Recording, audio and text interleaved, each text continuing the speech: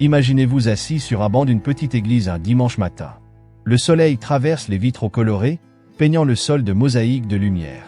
Le pasteur, avec sa voix douce et ferme, commence à parler d'un sujet qui capte immédiatement votre attention, les tatouages. Aujourd'hui, commence-t-il? Nous allons explorer un sujet que beaucoup d'entre nous se sont déjà posé. Que dit réellement la Bible sur les tatouages? Vous ressentez un mélange de curiosité et d'inquiétude. Après tout, c'est un thème qui suscite de nombreuses opinions et même des débats passionnés parmi les chrétiens. Le pasteur continue, et vous réalisez qu'il ne va pas simplement condamner ou approuver les tatouages. Non, il veut aller plus loin. Il veut vous emmener dans un voyage de découverte, une exploration des Écritures et du contexte historique qui entoure cette pratique ancienne. Il explique que, depuis les temps anciens, les tatouages ont été perçus de manière très différente. Il y a eu des époques où ils étaient associés à des pratiques religieuses païennes, considérés comme des marques de rébellion ou même d'appartenance à des groupes marginaux. Mais aujourd'hui, nous voyons des tatouages sur toutes sortes de personnes, des jeunes mères dans les banlieues aux stars du rock, et même des leaders religieux. Ce qui était autrefois considéré comme un symbole de l'éloignement de la foi est maintenant, dans bien des cas, un moyen d'expression personnelle. Vous commencez à comprendre que cette discussion ne porte pas seulement sur les tatouages, mais sur quelque chose de plus grand. Il s'agit de la façon dont nous interprétons la Bible et appliquons ses enseignements dans notre vie quotidienne.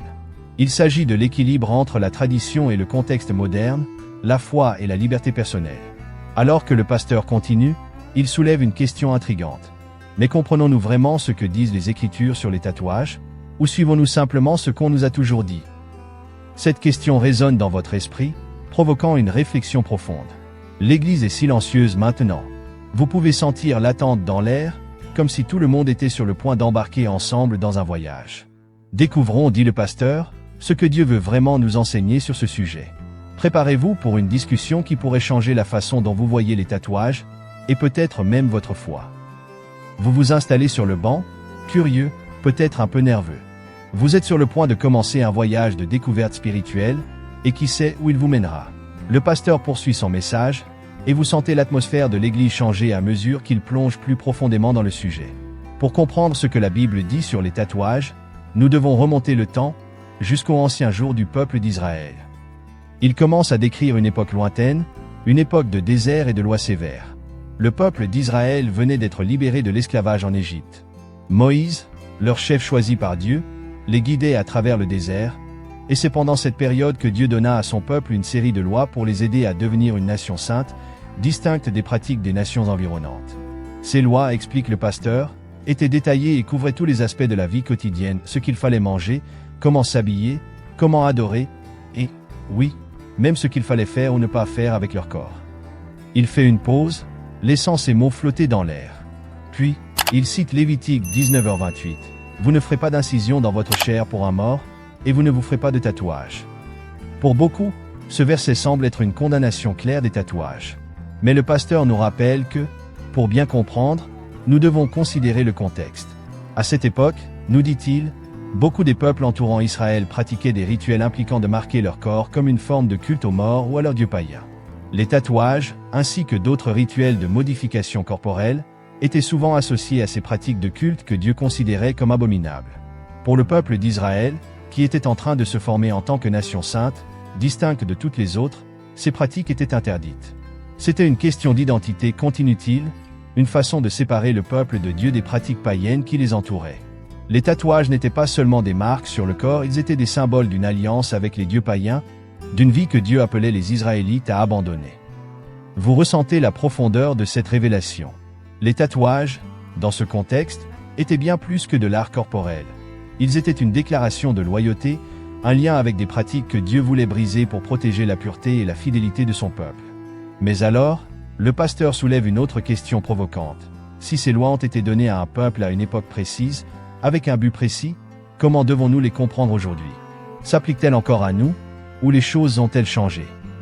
Vous réalisez qu'il est sur le point de vous conduire à une réflexion plus profonde, une réflexion qui défiera vos propres croyances et compréhensions. Il regarde la congrégation et dit avec un sourire énigmatique, « Le voyage continue. » Le pasteur s'approche du pupitre et continue, sa voix maintenant chargée d'un mélange de défi et de compassion. Alors, comment devons-nous interpréter ces anciennes lois à la lumière de notre vie moderne? En tant que chrétiens, nous sommes appelés à comprendre et à appliquer les Écritures dans nos vies aujourd'hui, et c'est ici qu'entre en jeu l'herméneutique. Vous voyez quelques têtes s'incliner légèrement, les visages attentifs. Il explique que l'herméneutique est l'art et la science d'interpréter les textes, en particulier les textes sacrés. Nous ne pouvons pas simplement prendre un verset et l'appliquer directement sans en considérer le contexte, qui l'a écrit, à qui il s'adressait et pourquoi il a été écrit. C'est pourquoi comprendre la Bible demande plus que simplement lire, cela nécessite de l'étude, de la prière et du discernement. Il nous rappelle que les lois du Lévitique, y compris l'interdiction des tatouages, ont été données à un peuple à une époque spécifique, dans le but d'établir une identité distincte et sainte pour les Israélites. Cependant, il souligne que toutes les lois de l'Ancien Testament ne sont pas applicables aux chrétiens d'aujourd'hui. Nous devons discerner celles qui sont universelles et éternelles et celles qui étaient spécifiques à la situation historique des Israélites. La congrégation écoute attentivement tandis qu'il mentionne que certaines lois de l'Ancien Testament, comme les 10 commandements, sont universelles et demeurent valides. D'autres, comme les interdictions alimentaires ou l'interdiction de porter des vêtements en tissu mixte, sont généralement considérées comme spécifiques aux temps anciens et ne s'appliquent plus sous la nouvelle alliance que nous avons en Christ. Vous commencez à percevoir la complexité de la tâche d'interpréter les Écritures. Ce n'est pas aussi simple que de suivre aveuglément chaque loi.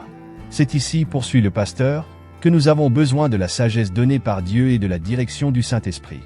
Nous devons considérer l'esprit de la loi, le principe qui la sous-tend, et comment elle s'applique à notre vie de chrétien moderne. Il pose alors une question rhétorique qui résonne dans toute la salle.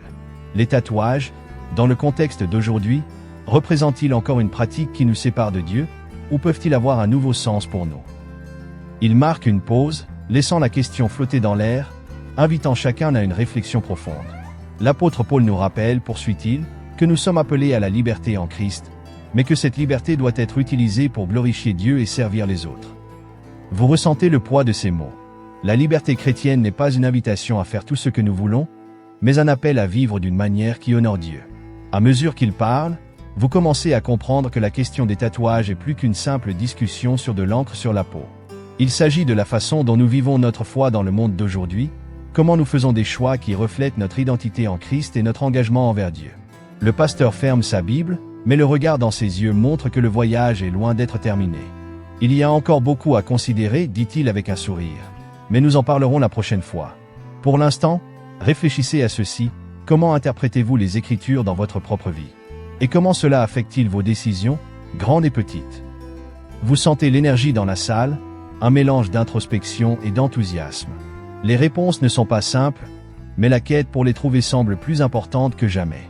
Le pasteur continue, et vous sentez qu'il est sur le point d'apporter de nouvelles perspectives à la discussion. Maintenant que nous comprenons l'importance de l'interprétation et du contexte biblique, dit-il, explorons ce que différents leaders et érudits chrétiens ont à dire sur les tatouages. Vous serez surpris par la diversité des opinions. Il commence par expliquer qu'au cours de l'histoire, le christianisme a abrité une large gamme de vues théologiques. Certains leaders chrétiens, souligne-t-il, interprètent les passages bibliques comme une interdiction claire et continue des tatouages, arguant que notre corps est un temple du Saint-Esprit et ne doit pas être marqué point. Ces voix viennent généralement de contextes plus conservateurs, où il y a une insistance à garder le corps comme un reflet pur de la création de Dieu, sans modification qui pourrait être considérée comme une profanation. D'un autre côté, continue-t-il, il y a des théologiens qui adoptent une approche plus contextuelle et progressiste.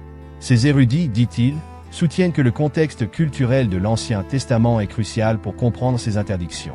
Ils suggèrent que l'interdiction des tatouages dans Lévitique était directement liée aux pratiques païennes de l'époque et que, tant que le tatouage d'aujourd'hui n'est pas associé à l'idolâtrie ou à des cultes étrangers, il peut être considéré comme culturellement neutre, ou même comme une forme d'expression personnelle qui honore Dieu. Il regarde autour de la congrégation, mesurant les réactions. Par exemple, continue-t-il, certains croient qu'un tatouage contenant un message biblique ou un symbole de foi pourrait être une manière puissante de témoigner. Nous avons vu des pasteurs avec des versets bibliques tatoués sur leurs bras, utilisant cela comme une opportunité de partager l'Évangile d'une manière qui peut-être n'aurait pas été possible autrement. La congrégation est maintenant réfléchie, absorbant la complexité de cette discussion. Le pasteur poursuit, citant un autre point de vue. D'autres, cependant, avertissent que, même si les tatouages ne sont pas intrinsèquement mauvais, les motivations derrière un tatouage peuvent l'être. Il nous rappelle les paroles de Paul dans 1 Corinthiens 10h31. Ainsi donc, que vous mangiez, que vous buviez, ou quoi que vous fassiez, faites tout pour la gloire de Dieu. Si un tatouage est fait par vanité, par rébellion, ou pour se conformer à une norme mondaine, il pourrait être spirituellement préjudiciable. Il s'arrête de nouveau, laissant la congrégation réfléchir. Vous voyez, dit-il doucement, il n'y a pas de réponse simple. La décision de faire ou non un tatouage est, en fin de compte, une question de discernement spirituel. C'est quelque chose que chaque chrétien doit considérer dans la prière, en réfléchissant à ses propres motivations et à l'impact que ce choix peut avoir sur son témoignage et sur sa marche avec Christ. Vous pouvez sentir la tension et la curiosité dans l'air. Les questions sont profondes, les réponses multiples. Mais, ajoute le pasteur, cela nous rappelle aussi la beauté et la diversité au sein du corps du Christ. Nous ne sommes pas tous les mêmes, et nos parcours de foi reflètent cette diversité. Ce qui importe, c'est que, en toute chose, nous cherchions à honorer Dieu et à nous aimer les uns les autres. Le sermon semble prendre vie, chaque mot ajoutant une nouvelle couche de réflexion. Rappelons-nous, conclut-il, que, indépendamment de notre position dans ce débat, nous sommes appelés à respecter et à aimer nos frères et sœurs en Christ, reconnaissant que nous sommes tous en quête de comprendre et de vivre la volonté de Dieu. Vous sentez une nouvelle compréhension émerger. La discussion ne porte pas seulement sur les tatouages. Il s'agit de la façon dont nous vivons nos vies de manière à honorer Dieu, avec respect pour les différences et un engagement à rechercher la vérité avec humilité et grâce. Le pasteur fait une pause, laissant ses paroles pénétrer dans les cœurs de la congrégation. Puis, il se penche légèrement en avant, avec une lueur de curiosité dans les yeux, et demande « Alors, comment devrions-nous voir les tatouages dans le contexte moderne ?» Vous sentez l'atmosphère de l'Église changer à nouveau lorsqu'il commence à explorer comment les tatouages sont perçus dans la société d'aujourd'hui. Il fut un temps, continue-t-il, où les tatouages étaient presque exclusivement associés aux rebelles, aux marins ou même aux criminels. C'était une marque de défi, d'appartenance à un groupe marginalisé. Mais aujourd'hui, les tatouages sont devenus une expression populaire de l'identité personnelle, quelque chose que l'on peut trouver presque partout, des rues des grandes villes au banc de l'église. Le pasteur observe que, pour beaucoup, les tatouages sont une façon de raconter une histoire personnelle. Beaucoup de personnes se font tatouer pour marquer des événements significatifs de leur vie, explique-t-il. Ils peuvent symboliser une victoire sur une adversité, un souvenir d'un être cher, ou même un engagement spirituel. Il désigne un jeune homme à l'avant, dont le bras est couvert d'une croix et d'un verset biblique. Pour certains, c'est une manière de porter leur foi sur leur peau ou littéralement. Il nous invite à réfléchir à la manière dont la signification culturelle des tatouages a évolué au fil du temps. Autrefois, explique-t-il, un tatouage pouvait être un signe de rébellion ou de désobéissance. Mais aujourd'hui, il peut être une forme d'expression artistique, une manière de se connecter à sa propre identité ou à la communauté environnante. Vous commencez à comprendre que, tout comme d'autres aspects de la culture, ce que représente un tatouage peut varier énormément d'une personne à l'autre et d'un contexte à l'autre. Le pasteur renforce cette idée en disant « Dans la culture occidentale contemporaine, les tatouages n'ont plus la même association avec les pratiques religieuses païennes ou l'esclavage qu'auparavant. Au lieu de cela, ils peuvent être un témoignage visuel de notre parcours de foi, une manière de nous exprimer en tant qu'individus créés à l'image de Dieu, chacun avec notre propre histoire unique. » Mais il ne néglige pas les avertissements. Cependant, poursuit-il, nous devons être prudents. Comme pour toute forme d'expression, nous devons examiner nos motivations. Faisons-nous cela pour glorifier Dieu, pour nous édifier nous-mêmes et les autres, ou suivons-nous un modèle mondain qui nous éloigne de notre véritable identité en Christ? Il rappelle à la congrégation l'importance de rester fidèle à notre identité de disciples du Christ, même en naviguant dans les eaux parfois troubles de la culture moderne. Rappelez-vous, dit-il, notre liberté en Christ ne doit pas être utilisée comme une excuse pour la satisfaction personnelle, mais comme une opportunité de montrer l'amour de Dieu au monde. Vous sentez la gravité du moment. Ce n'est pas seulement une discussion théologique abstraite, mais une réflexion pratique sur la façon dont nous vivons notre foi au quotidien. Comment montrons-nous au monde ce que signifie être chrétien, non seulement par nos paroles, mais aussi par nos actions et nos choix, y compris ceux que nous marquons sur notre propre peau? Le pasteur conclut avec une dernière réflexion. Chacun de nous doit chercher, dans la prière et avec sagesse, à comprendre ce que signifie honorer Dieu avec notre corps et nos décisions. Et nous devons toujours nous rappeler que, quel que soit notre choix, notre appel est d'aimer Dieu de tout notre cœur, de toute notre âme et de toute notre pensée, et d'aimer notre prochain comme nous-mêmes. Vous sentez que le message devient plus personnel, plus urgent. Les questions sont grandes, mais le chemin est clair, cherchez Dieu en toutes choses, même dans les décisions que nous prenons concernant notre propre peau. Le pasteur prend une gorgée d'eau et, avec une expression solennelle, reprend la parole, en se concentrant maintenant sur un concept central de la foi chrétienne, le corps comme temple du Saint-Esprit. Mes chers, dit-il, réfléchissons maintenant à l'une des métaphores les plus puissantes que l'on trouve dans les Écritures, celle qui dit que nos corps sont des temples du Saint-Esprit. Il ouvre de nouveau sa Bible, et vous le voyez tourner les pages jusqu'à la première épître aux Corinthiens 6, 19-20. D'une voix calme mais ferme, il lit « Ne savez-vous pas que votre corps est le temple du Saint-Esprit qui est en vous, que vous avez reçu de Dieu, et que vous ne vous appartenez pas à vous-même, car vous avez été rachetés à un grand prix. Glorifiez donc Dieu dans votre corps et dans votre esprit, qui appartiennent à Dieu. » Le poids de ces mots flotte dans l'air, et vous sentez une vague d'introspection envahir la congrégation. Si nos corps sont des temples, poursuit-il, alors chaque choix que nous faisons doit refléter cette vérité. Nous devons honorer Dieu non seulement avec nos cœurs et nos esprits, mais aussi avec nos corps. Il marque une pause pour laisser ce message pénétrer. Cela signifie, continue-t-il, qu'avant de prendre toute décision, qu'il s'agisse de se faire tatouer ou de toute autre modification corporelle, nous devons nous poser la question. Est-ce que cela glorifie Dieu? Est-ce que cela reflète mon identité en tant que disciple du Christ? Vous remarquez qu'il n'impose pas une interdiction, mais invite chacun à une auto-évaluation honnête. Parfois, explique-t-il, il ne s'agit pas d'une règle stricte, mais de discernement spirituel. Pour certains, un tatouage peut être une véritable expression de foi et d'engagement. Pour d'autres, cela peut être une décision précipitée ou motivée par des raisons qui n'honorent pas Dieu. Il souligne également que le concept de corps comme temple va au-delà des apparences. Il ne s'agit pas seulement de ce que nous voyons dans le miroir, dit-il. Il s'agit de notre santé spirituelle et émotionnelle, de la façon dont nous traitons notre corps sous toutes ses formes, alimentation, repos, pureté sexuelle, et oui, même les marques que nous choisissons de faire sur notre peau. Pendant qu'il parle, vous commencez à comprendre que la question des tatouages fait en réalité partie d'une discussion plus large sur la manière de vivre une vie qui glorifie Dieu sous tous ses aspects. Souvenez-vous, ajoute-t-il, Jésus nous a appelés à aimer Dieu de tout notre être, de tout notre cœur, de toute notre âme, de tout notre esprit et de toute notre force. Et cela inclut notre corps physique. La congrégation est silencieuse, réfléchissant profondément aux implications de ces paroles. Le pasteur sourit doucement, conscient de la gravité avec laquelle chacun considère le message. Il ne s'agit pas seulement d'éviter ce qui est mal, conclut-il, mais de rechercher ce qui est le plus honorable, ce qui glorifie le plus Dieu, ce qui reflète le mieux sa beauté et sa sainteté dans nos vies. Vous ressentez un sentiment de paix, mais aussi de responsabilité. Le chemin spirituel que le pasteur guide n'est pas simple ou facile, mais il est clairement riche de sens et de but. Le pasteur respire profondément et, avec un regard compatissant, reprend la parole. Maintenant que nous avons compris la profondeur de ce que signifie avoir nos corps comme temple du Saint-Esprit, réfléchissons à quelques considérations pratiques pour ceux qui envisagent de se faire tatouer. Il commence à marcher dans l'allée centrale de l'église, ses paroles résonnant comme des conseils paternels. Tout d'abord, dit-il, nous devons examiner nos motivations. Pourquoi voulez-vous vous faire tatouer? Est-ce pour exprimer votre foi, pour raconter une histoire, ou simplement pour suivre une mode? La motivation est essentielle, car elle révèle ce qui se trouve dans notre cœur. Vous comprenez qu'il encourage chacun à se regarder intérieurement, à réfléchir soigneusement à ce qui motive ses décisions.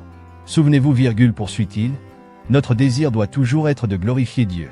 Si votre motivation est égoïste, superficielle ou dictée par des pressions extérieures, il est peut-être temps de reconsidérer. Il fait une pause pour laisser ses paroles s'imprégner. Deuxièmement, continue-t-il, réfléchissez à l'emplacement du tatouage et à ce qu'il représente. Que disent l'image ou les mots choisis sur vous et sur votre foi? Pourraient-ils être mal interprétés? Sont-ils un bon témoignage de votre marche avec le Christ? Le pasteur retourne au pupitre et regarde la congrégation avec un sourire encourageant. L'emplacement d'un tatouage peut aussi avoir une signification. Certains endroits du corps sont plus visibles et peuvent avoir un impact différent sur votre témoignage. Demandez-vous, ce tatouage aidera-t-il ou entravera-t-il ma mission de partager l'amour de Dieu avec les autres? Il aborde ensuite un troisième point, l'impact à long terme. Souvenez-vous, avertit-il doucement, les tatouages sont permanents. Ce qui peut sembler une bonne idée aujourd'hui ne le sera peut-être pas autant dans le futur. Pensez à votre vie dans 10, 20, 30 ans. Ce tatouage reflètera-t-il encore qui vous êtes et ce en quoi vous croyez? Vous sentez que le pasteur vous guide avec sagesse, vous aidant à voir les implications à long terme de vos choix. Et n'oubliez pas, ajoute-t-il, qu'il y a aussi des questions de santé à prendre en compte. Assurez-vous que, si vous décidez de vous faire tatouer, vous le fassiez dans un environnement sûr et hygiénique. Il tourne son regard vers la congrégation, avec un ton maintenant plus doux. En fin de compte, conclut-il, la décision vous appartient, à vous et à Dieu. Quel que soit votre choix, prenez-la dans la prière, en cherchant la direction du Saint-Esprit et les conseils de la communauté de foi. Vous ressentez à la fois un poids et une sérénité, comme si le pasteur offrait non seulement des conseils, mais aussi un espace pour que chacun trouve sa propre réponse. Notre engagement, termine-t-il, doit toujours être envers le Christ, et nos décisions, grandes ou petites, doivent refléter notre désir de le glorifier en toutes choses. Ces paroles résonnent en vous, rappelant les défis et les opportunités de vivre une vie de foi authentique. Vous comprenez que cette décision, comme tant d'autres, ne concerne pas seulement ce qui est permis, mais ce qui est bénéfique, édifiant et fidèle à l'appel de Dieu dans votre vie. Le pasteur respire profondément, se préparant à conclure ses réflexions. L'Église est silencieuse, chaque personne ressentant le poids et l'importance du sujet discuté. Il regarde tout le monde avec un sourire chaleureux, comme s'il embrassait la congrégation du regard. Nous arrivons à la fin de cette réflexion sur les tatouages, commence-t-il. Mais avant de terminer, j'aimerais nous rappeler quelque chose d'essentiel. Il marque une pause, laissant un moment de silence envahir l'espace, permettant à chacun de digérer tout ce qui a été discuté. Peu importe où chacun de nous se situe sur ce sujet, poursuit-il, nous devons nous rappeler que nous faisons tous partie d'une même famille en Christ.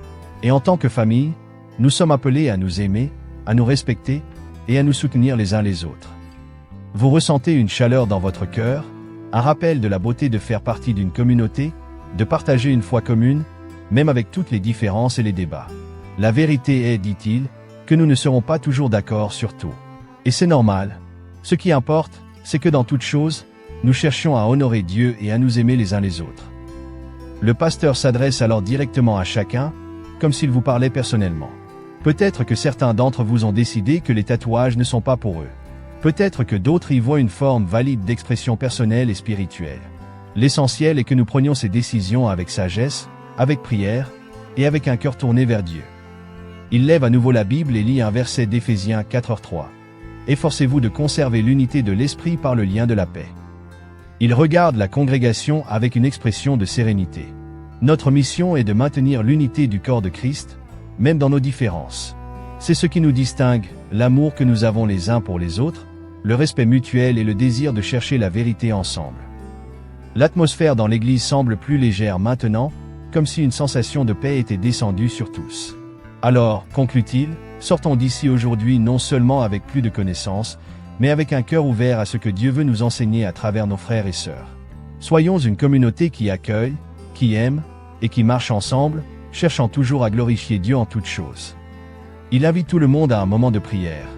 Vous vous inclinez, fermant les yeux, ressentant la présence du Saint-Esprit parmi vous. Cher Dieu, prie le pasteur, nous te remercions pour cette opportunité d'explorer un sujet aussi complexe. Nous te demandons ta guidance, ta sagesse et ton amour, afin que nous puissions prendre des décisions qui t'honorent et qui favorisent l'unité et l'amour entre nous. Aide-nous à refléter ta lumière dans tout ce que nous faisons, y compris les choix que nous faisons concernant nos corps. L'Église répond d'un Amen à l'unisson, et vous ressentez une vague de tranquillité et de gratitude. Il y a un sentiment de clôture, mais aussi d'un nouveau départ, une nouvelle compréhension, une nouvelle manière de vivre la foi de manière authentique et compatissante. Alors que le pasteur conclut le culte et que les gens commencent à se lever et à partir, vous restez un moment en silence, réfléchissant à tout ce qui a été dit. Le voyage ne s'arrête pas ici, il continue, chaque jour, dans chaque choix que vous faites, à chaque pas que vous faites dans votre marche de foi. Et vous êtes prêt à faire ce prochain pas, confiant que Dieu est à vos côtés, vous guidant et illuminant votre chemin.